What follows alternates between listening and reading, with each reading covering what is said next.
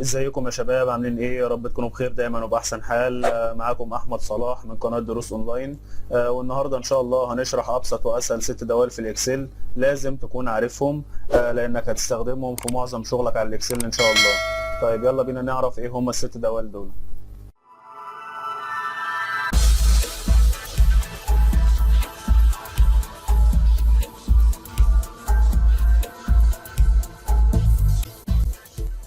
انا دلوقتي عايز اعرف مجموع الارقام اللي مكتوبه في الصف الاول دي كلها كام.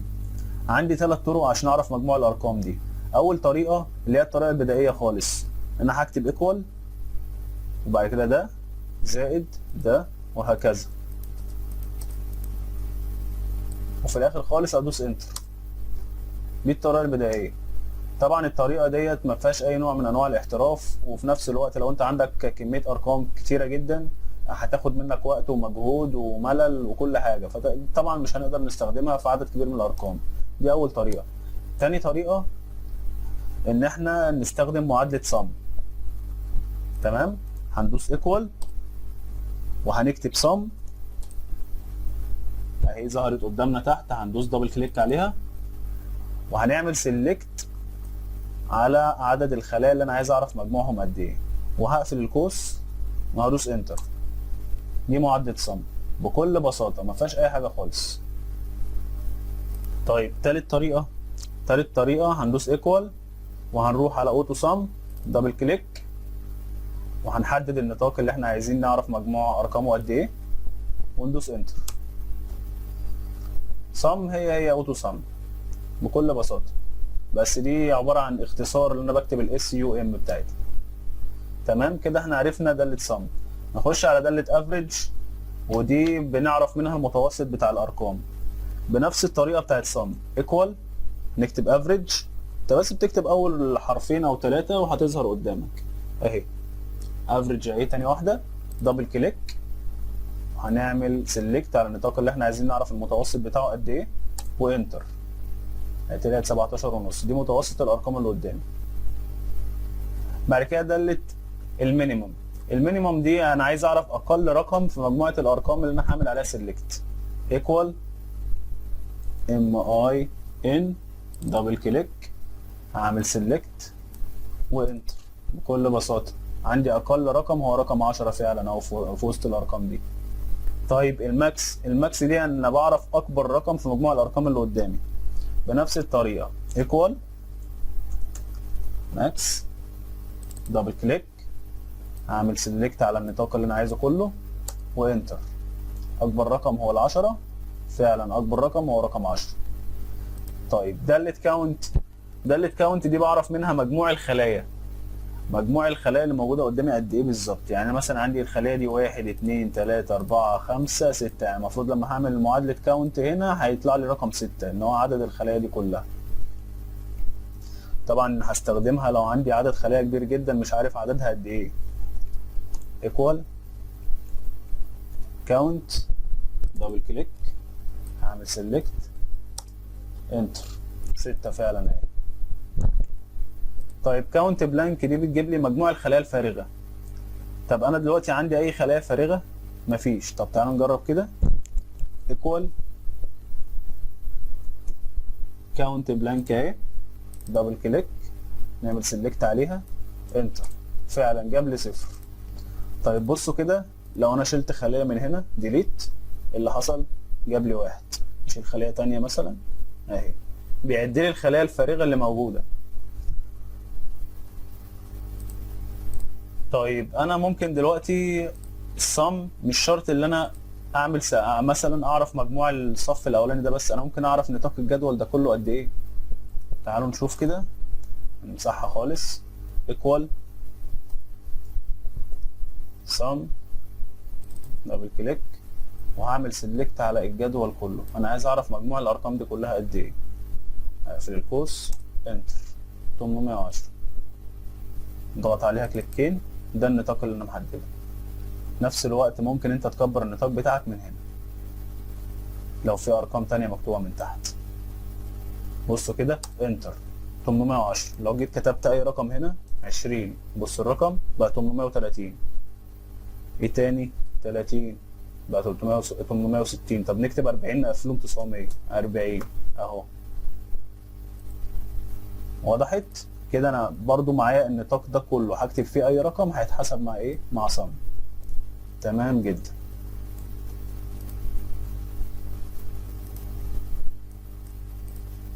طبعا الكلام ده نقدر نطبقه في كل الدوال اللي قدامنا. الافريج برضو ممكن اعرف المتوسط بتاع الجدول اللي قدامي كله قد ايه اهو. ده المتوسط. المينيموم نفس الحكاية. باجي هنا اول ما الماوس يتغير واقوم ساحب انتر. ده اقل رقم اهو المن اهو، فعلا رقم 5 اقل رقم فيهم. طب تعالوا مثلا بدل ال 23 دي نكتب 1 اهو. المينيموم اتغيرت وعدد الارقام هنا اتغير، كل حاجه اتغيرت. طيب الماكسيمم رقم 10 في الصف ده. طب تعالوا كده نشوفوا اكبر رقم في الارقام اللي قدامي كلها قد ايه. تقريبا هيطلع ال 65 اهو، فعلا 65 ده اكبر رقم موجود هنا. طيب الكاونت، انا عايز اعرف عدد الخلايا اللي قدامي دي كلها قد ايه في الجدول اهي بنفس الطريقه.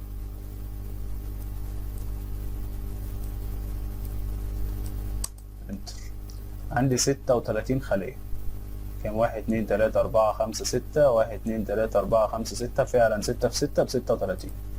الكاونت بلانك عايزين نعرفوا كام خليه فارغه في الجدول كله. مفيش ولا خليه فارغه.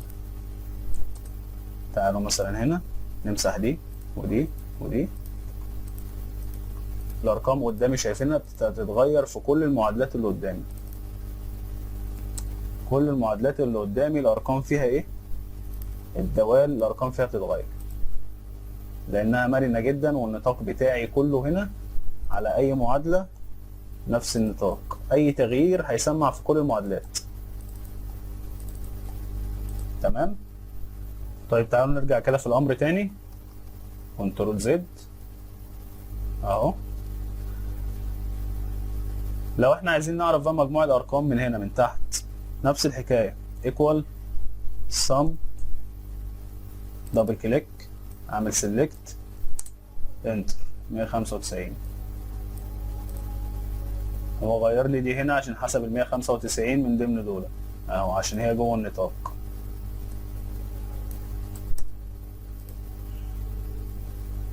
نفس الحكايه هنا لو عايز اعرف مجموعهم كلهم.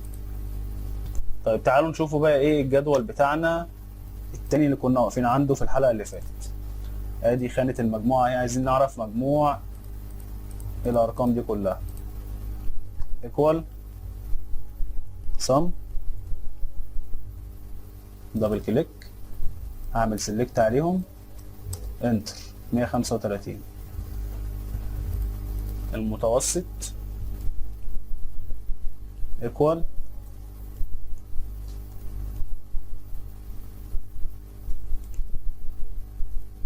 افريج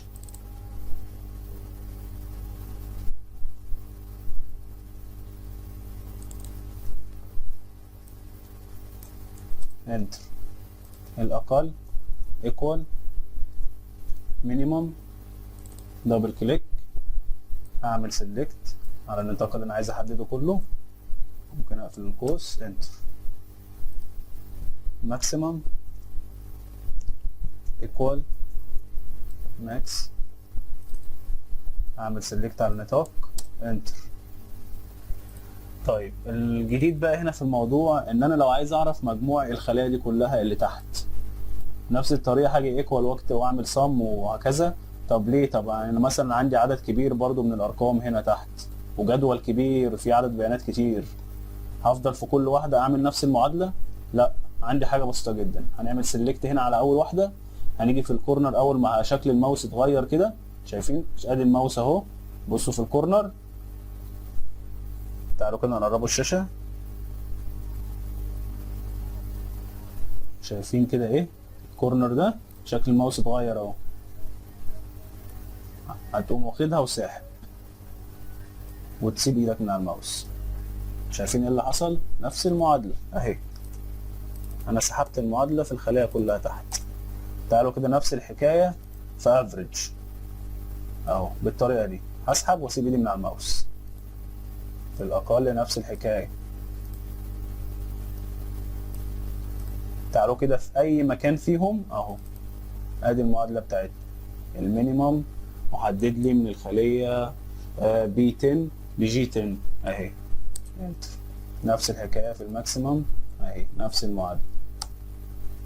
فدي فايده ايه؟ تعالوا كده طيب نسحب هنا في الخليه اللي تحت، هيجيب لي صفر، مفيش اي خلايا عده، مفيش اي ارقام. تعال نكتب اي رقم، 1 2 بقوا 3 5 بقوا 8 وهكذا. تمام. وباذن الله في الحلقه اللي جايه هنعرف ايه هي معادله اف، عشان دي اصعب معادله فيهم. بس مش صعبه قوي برضه، هنستفاد منها بحاجات كتيره جدا ان شاء الله. ونلغي دي كده ايه، شايفين الفورمات بينتر بتاعت الحلقه اللي فاتت، هندوس عليها ونضغط عليها.